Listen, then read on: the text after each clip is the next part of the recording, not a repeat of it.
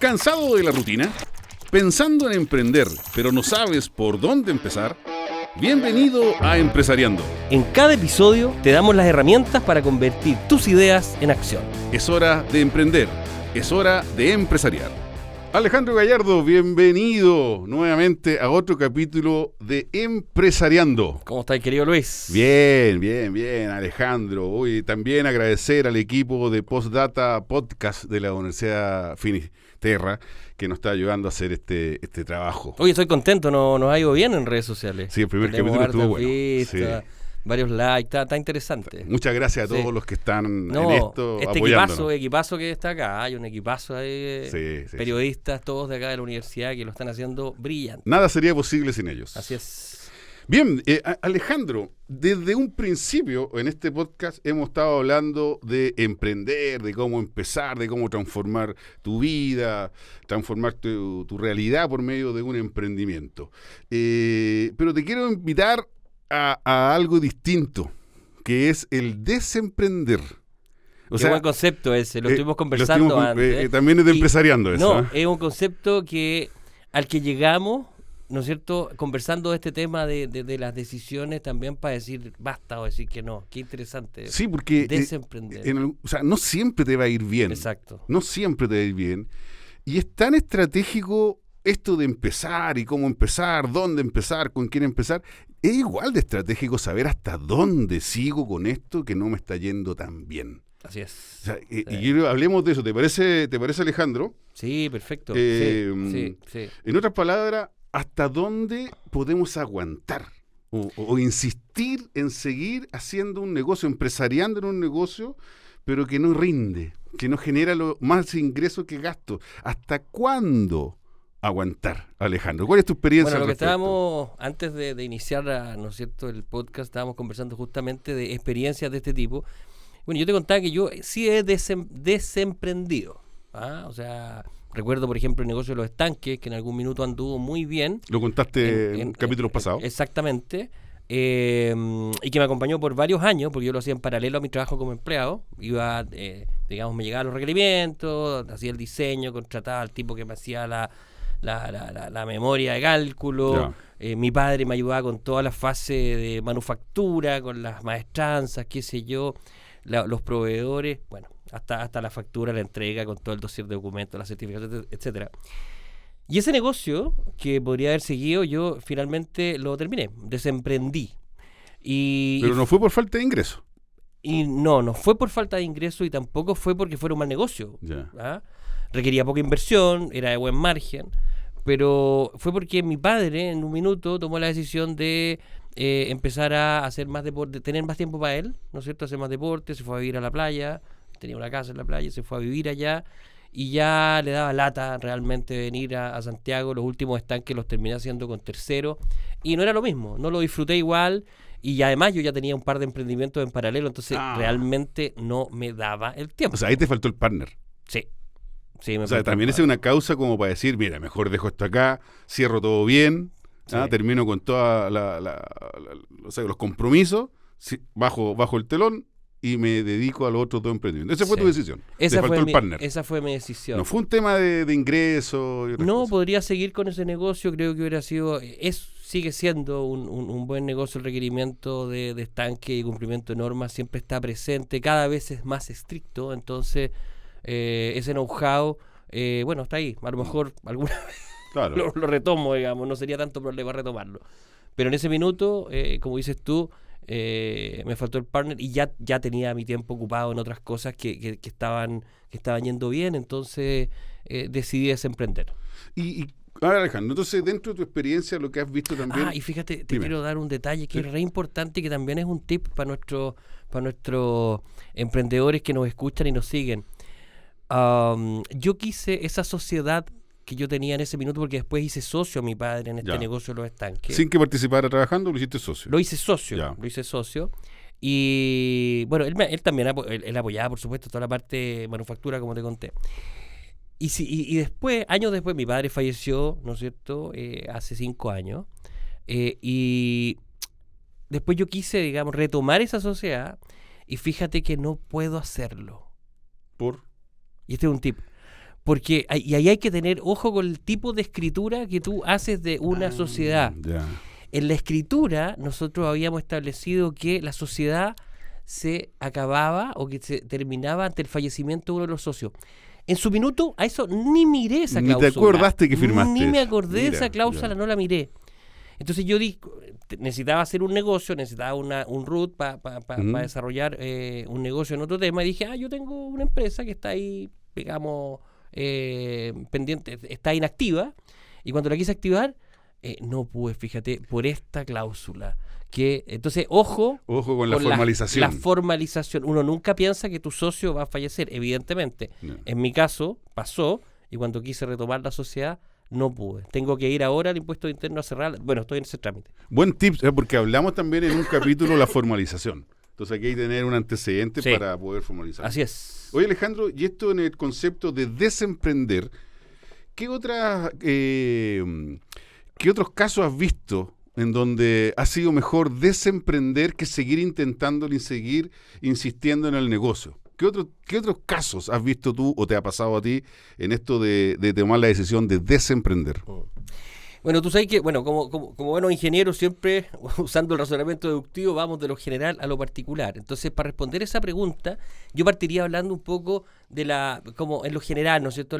Cuáles son los factores por los cuales las empresas invierten, emprenden, desarrollan, ¿no? Y de la misma forma desemprenden. Y me acuerdo, por ejemplo, una situación que vivimos hace pocos años a nivel mundial, por ejemplo, en la pandemia.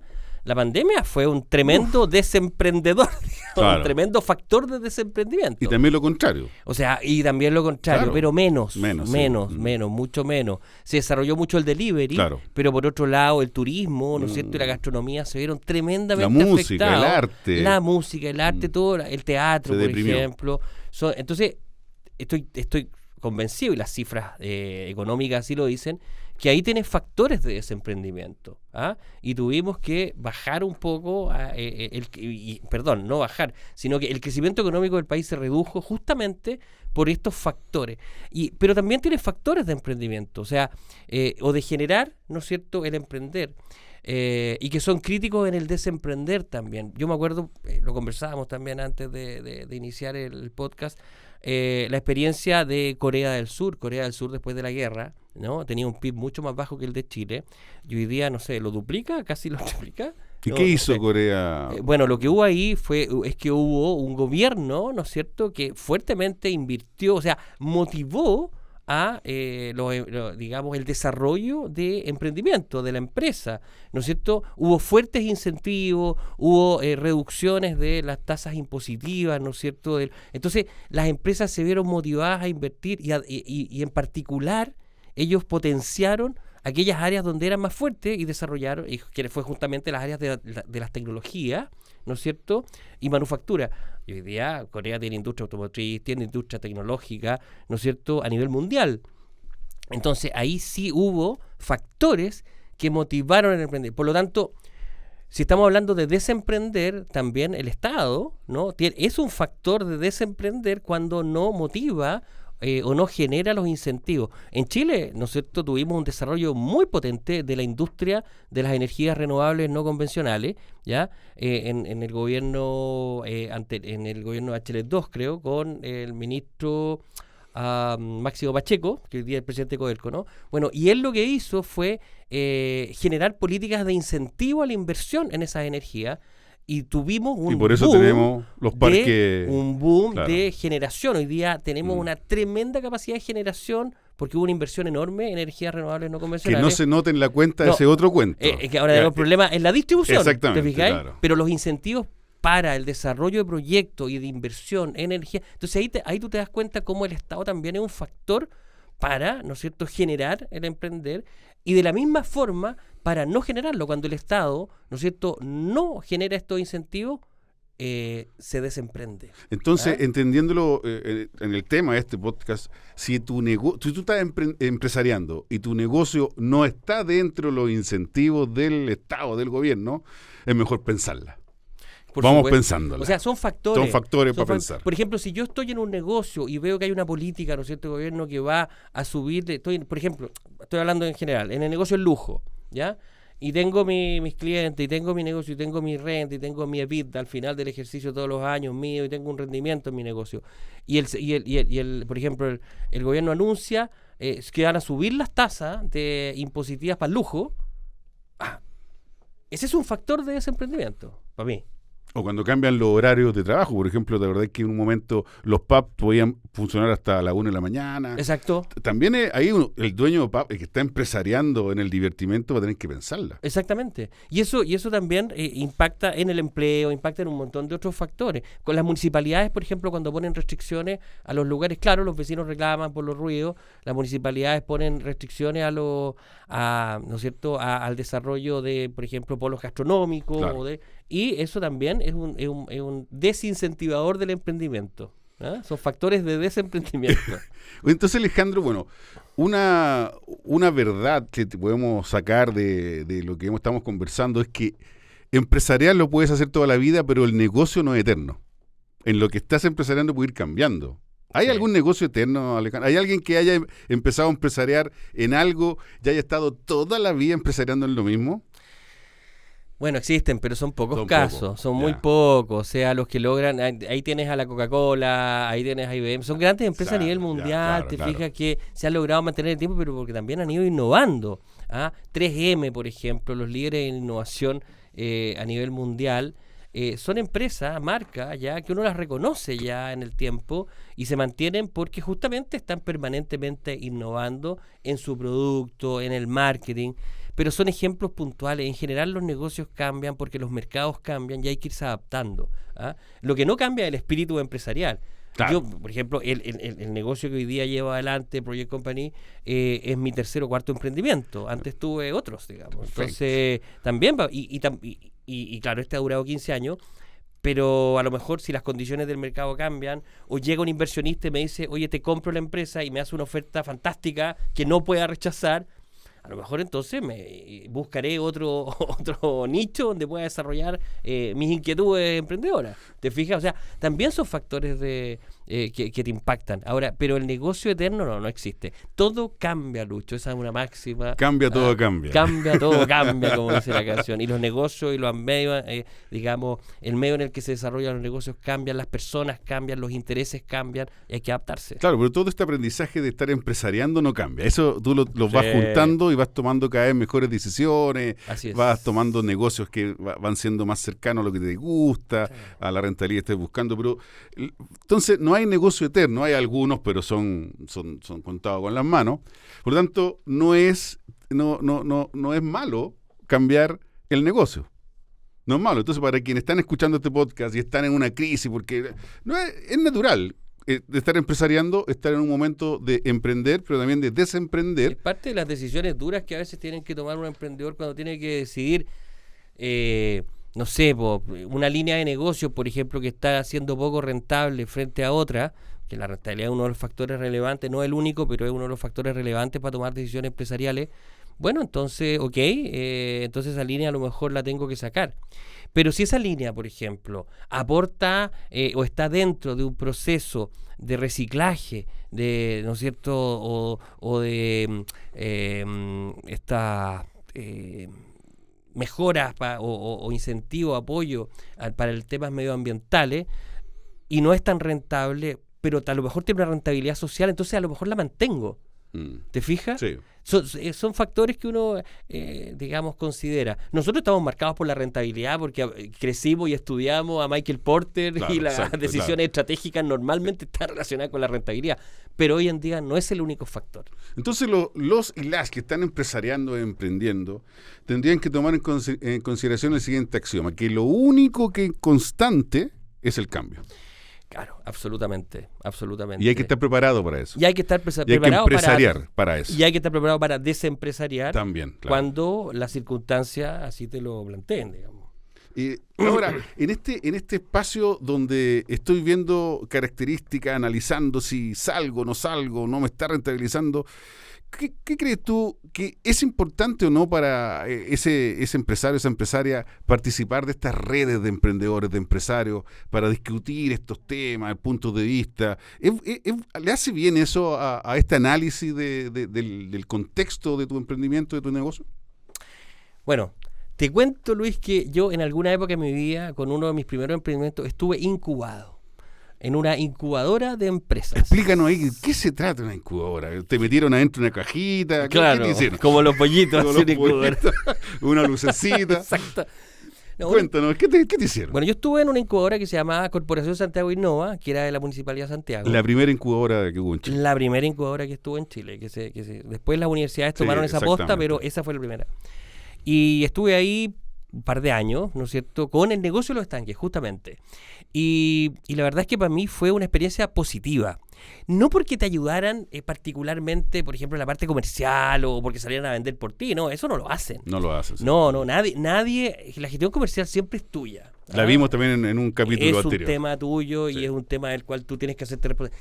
Pero sí, el ecosistema, el estar, ¿no es cierto?, con otros empresarios con los cuales tú, otros emprendedores, ¿no es cierto?, o en distintas etapas con los cuales tú salías al patio y podías conversar con ellos, podías interactuar, podías intercambiar experiencias, o con los consultores que estaban ahí, que de alguna forma te permitían hacer, te coacheaban, ¿no? O sea, te hacían preguntas, te desafiaban en términos de cómo estabas llevando adelante el negocio. Para mí fue súper positivo, me hizo crecer. Para mí me hizo crecer en lo personal, como me hizo madurar como emprendedor, me hizo ser menos ingenuo, ¿no es cierto? Perfecto. Me hizo poner foco en aquellos ámbitos donde tenía que poner foco, me ayudó a plantearme de mejor forma mis objetivos. Así que yo creo que es positivo. No participé de estas. Me acuerdo que después hubo un montón de se publicitaban en las redes, ¿no?, reuniones de emprendedores, que el café no sé cuánto, que juntémonos los emprendedores de no sé dónde. No participé de esas actividades, ¿ah? No. Así que tampoco no te podría dar mi opinión, pero por lo menos el hecho de estar incubado, que fue una experiencia de trabajar en red con otros comunitaria, claro, fue súper positiva, Entonces, eso es un tip para quienes nos están escuchando, que si que están en esto analizando una posibilidad tanto de empezar o terminar un negocio, las redes, la conversación con otras experiencias van ayudando a tomar la mejor decisión. Y fíjate que a mí me costó, porque yo al principio renegaba un poco de este tema de incubarse, lo miraba con distancia. ¿Qué me van a poder ayudar? ¿Qué me van a enseñar? Ellos no entienden de mi negocio. Y claro, efectivamente, esta mirada mía, un poco reactiva, después cambió. Y fue una mirada muy positiva. Me fui muy agradecido de la Corporación Santiago Innova. Y de esas conversaciones, de entender la realidad del otro, las dudas del otro, ¿qué aprendiste de eso? ¿Qué te ayudó de eso? Hay un factor que es súper clave en esto, y es que cuando tú estás en comunidad, tú te ahorras el fracaso. A ver, cuéntame eso. Porque el tema del ahorro del fracaso es crítico, es clave. O sea, uno puede aprender. El fracaso es un tremendo profesor para todos nosotros en la vida, ¿ya? Y en el emprendimiento también. O sea, cuando tú vas fracasando, vas aprendiendo dónde no meter la pata. ¿Qué no hacer en la próxima? ¿Qué no hacer? Claro. ¿Te fijas? Lo mismo. Yo hoy día en los proyectos a mis clientes, cuando les digo, mira, este es el alcance del proyecto, les digo lo que voy a hacer, pero siempre también les digo lo que no voy a hacer, para que ellos tengan clarito que... Entonces, bueno, en esto del ahorro del fracaso, en el fondo, escuchar experiencias de otros también te ayuda a aprender. Y en el fondo, claro, tú podías aprender cuando tú fracasas y te equivocas, pero qué rico es aprender cuando no te duele. Claro, o sea, cuando tú fracasas y te equivocas, te duele eso, y uno lo aprende a fuego y con lágrimas muchas veces. Pero si tuviste la oportunidad de que otro emprendedor te contara su historia, un poco lo que estamos haciendo nosotros acá, que estamos empresariando, y te dio los tips, y tú dices, me acuerdo de esto que me contaron, que el camino no va por ahí, o que mi decisión no debiera ir por ahí, ir por este otro camino. Bueno, ahórratelo, ahórrate el fracaso. Bueno, entonces, vamos a tener un par de empresarios más adelante en los capítulos siguientes para aprender de ellos también, de su experiencia. Interesante ese concepto de ahorro del fracaso, lo que hace una comunidad. Sí, la comunidad te ayuda, te ahorra el fracaso. Amigo, vamos a ir al área chica. Ya, vamos a pasar también esto hasta dónde aguanto, pero ya no del negocio, sino que ahora hablemos respecto a los temas que hablamos anteriormente en los capítulos. En un capítulo anterior dijimos lo importante es vender, es tener clientes, es cobrar, es hacer todo eso, pero ¿hasta dónde se aguanta? ¿Hasta dónde se puede aguantar esos clientes primero que no te pagan? ¿Hasta cuándo? ¿Hasta cuándo aguantar, hasta dónde aguantar a ese cliente que te exige lo que no te paga, lo que no cotizaste. Sí, estábamos conversando, efectivamente yo te estaba contando porque hay anécdotas de malos clientes o de clientes que en algún minuto cumplieron, después no pudieron cumplir, generaron compromiso y después no los honraron. Entonces se transforman en malos clientes, ¿te fijas? Porque te hacen perder el tiempo, te hacen desviar recursos y ellos después simplemente no honran sus compromisos de pago. Lo he vivido y ahí hay un concepto súper importante, que es que así como cuando tú, por ejemplo, sientes en tu casa, no sé, tú tienes servicio de cable seguramente, tienes internet. Cuando uno le falla el internet, cuando hubo una empresa muy conocida, no la voy a nombrar, que tuvo muchos problemas, la gente se cambiaba, ¿no? O el servicio. Yo me cambié. Tú te cambiaste. Estaban todas. Listo. O del servicio de telefonía móvil, ¿no? Tú te puedes cambiar de proveedor, ¿no? Sí. Hay libertad. Bueno, hay otros servicios que no. La luz es medio difícil cambiarse la monopolio. electricidad, ¿no? El agua, monopolio. Claro. Pero sí hay muchos servicios y que tú puedes elegir cambiarte. Y tú puedes despedir a tu proveedor. ¿Ah? Lo despido, no, claro. Yo no quiero. Yo pago, por lo tanto, cambio. Bueno, el concepto que yo aprendí con los malos clientes es que tú también puedes despedir a un mal cliente. Ya. No hay que seguir con ese mal cliente. Suena un poco raro, Suena ¿no? Porque raro, uno normalmente dice, al contrario, el yo cliente. despido a mi... el cliente tiene toda la razón. Claro, el cliente siempre tiene la razón claro. Y la verdad es que aun cuando uno sigue esa máxima, el cliente y el cliente no siempre tiene la razón, porque cuando no te paga no tiene la razón. No tiene nada de razón. Entonces, claro. Y tú le prestaste servicio o le vendiste un producto y no honró el compromiso. Entonces, ahí hay que tener ojo y este concepto es bien importante. Tú también tienes que aprender a despedir a esos malos clientes. ¿Y por qué despedir? ¿Lo que te hace mucho mal? ¿Hasta dónde tú puedes decir, ya, cambio el cliente? Danos algo para medir, el que está escuchando ahora, empresariando, y tiene un cliente, ¿hasta dónde? ¿Hasta cuándo? Si tú tienes un servicio, por ejemplo, que tiene un cobro mensual y el cliente se empieza a atrasar con las facturas, tú le puedes dar un plazo, pero cuando después ya no responde a los llamados de cobranza, tú tienes que despedirlo. Porque ya se transformó en un mal cliente, ¿te fijas? Es difícil recuperar. Yo he recuperado a veces clientes, ¿ya? Pero después suelen volver a caer en las mismas situaciones. ¿Y cuántas hay clientes, hay ¿Cuánta insistencia has hecho tú, por ejemplo, a esos clientes? No, al principio muchas. Al principio eran eternas. Yo me acuerdo que mantuve un cliente con promesas, porque yo también un poco ingenuo le creía 6, 7, 8 meses con facturas impagas y no, mira, si me voy a poner al día y te contar una historia, yo le creía la historia y hasta que al final ya, no sé, alguien me dijo, oye viejo, te están mirando la cara, ¿qué onda? ¿Por qué tú no...? Y porque uno también establece lazos con los clientes y también empatizáis con ellos, que es importantísimo. Pero hay malos empresarios que se aprovechan de eso. Hay malos emprendedores. O sea, a la mitad tú ya deberías haber cerrado ese capítulo. ¿Y eso lo estás haciendo ahora? No, hoy día tengo una actitud totalmente distinta con mis clientes. Totalmente distinta. O sea, y si no honraste los compromisos se acabó el servicio, no te presto servicio. Ahora, justo antes de Fiestas Patrias, el día martes estábamos celebrando, ¿no es cierto?, la celebración de la empresa. Y me llama un cliente enojadísimo que necesitaba que le prestara un servicio, que le diera cierta información y claves respecto a los accesos a su base de datos. 17 de septiembre. 17 de septiembre, en plena celebración. Y el tipo tenía facturas pendientes de febrero. Estábamos en septiembre. Entonces el tipo lo despedí. En ese minuto lo despedí. Le dije, no, ¿sabes qué? No te puedo prestar servicio porque tienes facturas pendientes. No, pero es que mira, te pago de inmediato el 50%, me dijo, ahora mismo, y tú dame las claves, pero, ok, mira, paga, le dije, y vemos qué hacemos. No, pero ahora en línea, me decía, en línea, te pago el 50% y dame las claves, y te estoy esperando aquí en la línea. Le dije, mira, tú págame, y no el 50%, me pagas el 100% de lo adeudado, yo voy a revisar la cuenta corriente, y me saco el anticucho de la boca porque te estoy ahí. Y después de que revise, y si veo que está, vamos a proceder a entregarte la información que nos estás pidiendo de la base de datos. Y no pagó seguramente. A las 2 horas pagó. Ya. Y pagó el 100%. Y dije, ok, entonces el lunes se le entrega la información. Y el tipo me llamó toda la tarde, llamó al digamos, nuestro partner en Estados Unidos, reclamando. El partner se comunicó conmigo y yo le dije, mira, estamos en días festivos en Chile. Es ilegal que yo le pida a mi gente trabajar en estos días. Son feriados obligatorios, así que, mil disculpas, dijo. Tendrá que esperar hasta el próximo día. El lunes a las 10 de la mañana se le envió la información.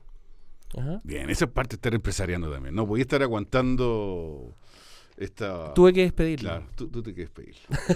Despedir a un cliente. Despedir a un cliente. Es un buen concepto. Es un buen concepto y se lo merecía. Sí, claro. Claramente se lo merecía. Así es. Bueno, entonces, resumiendo todo lo que hemos hablado en este podcast interesante, que hasta dónde, insisto, vimos el tema del negocio y podemos concluir, y a ver si estás de acuerdo, Alejandro, que el negocio puede cambiar, pero el acto de estar empresariando no. La idea es que ojalá el empresario, la empresaria siga empresariando, siga creando valor en la sociedad, siga generando puestos de trabajo, pero el negocio puede cambiar. Y está bien que cambie, es normal que cambie. Entonces no se urjan los que están empresariando en cambiar el negocio. Otro concepto, a ver si estás de acuerdo, es que no todo negocio es una oportunidad. Es así. Hay negocios que te llevan a la quiebra. Por lo tanto, es bueno salirse antes de que te lleve a la quiebra. Sí, no hay que romantizar mucho los negocios. Yo creo que también, por ejemplo, no quiero alargar mucho, pero me acuerdo en el negocio, por ejemplo, de los zapatos en Chile, hay empresarios que quebraron porque quisieron romantizar y quisieron competir contra los chinos. Hay que darse cuenta también que hay negocios que no puedes competir cuando el producto es un commodity y tu competencia tiene una oferta que es 10 veces más económica que la tuya. Oye, tengo una anécdota ahí. Yo conocí a un empresario que se consiguió dinero porque vio la oportunidad de traer zapatos chinos. Okay. En un momento en que los zapatos chinos eran 10 veces más baratos que los zapatos que se fabricaban aquí en Victoria. Sí, correcto. Se consiguió en La Plata, viajó a China, eligió los zapatos, pero se equivocó en el contenedor que usó para traérselo de China. Entonces, cuando llegaron los zapatos a Chile, estaban todos hongueados. No, 3 contenedores llenos de zapatos con hongo. Bueno, es una anécdota. Llamó del primo al abuelo, todo limpiando zapatos. Obvio. Y pudo hacer el negocio. Pero, a ver, otra idea importante de este podcast, Alejandro, es que es muy estratégico saber dónde y cómo empezar una empresa, un emprendimiento, pero también es estratégico salirse en el momento adecuado. Hay que saber salirse, así como de las relaciones, ¿no es cierto? Hay que saber cuándo terminar, para que terminen bien, para que sea en forma sana, y no, a veces estirar el chicle puede ser doloroso, sobre todo porque en las empresas, ¿no es cierto?, hay personas que tienen expectativas, o sea, los empleados, los trabajadores, los colaboradores tienen expectativas dentro de su negocio, de un emprendimiento. Claro. No es baladí, uno no puede, ¿no es cierto?, considerar que es una decisión solamente personal. Hay personas involucradas y uno nunca tiene que perder de vista. Entonces, mientras tú más alargues la agonía o una decisión, por ejemplo, ante variables que te están indicando que tienes que ser variable financiera, variable económica y de rentabilidad, demorar la decisión es un error. Hay que hacerlo, hay que saber hacerlo y hacerlo bien y a tiempo. Bien, Alejandro. Muy bien, entonces con ese último tip de tu parte cerramos este capítulo. Gracias, Alejandro, que te vaya muy bien esta semana. Nos vemos. Muchas gracias por tu experiencia. Gracias a ti. Chao. Chao.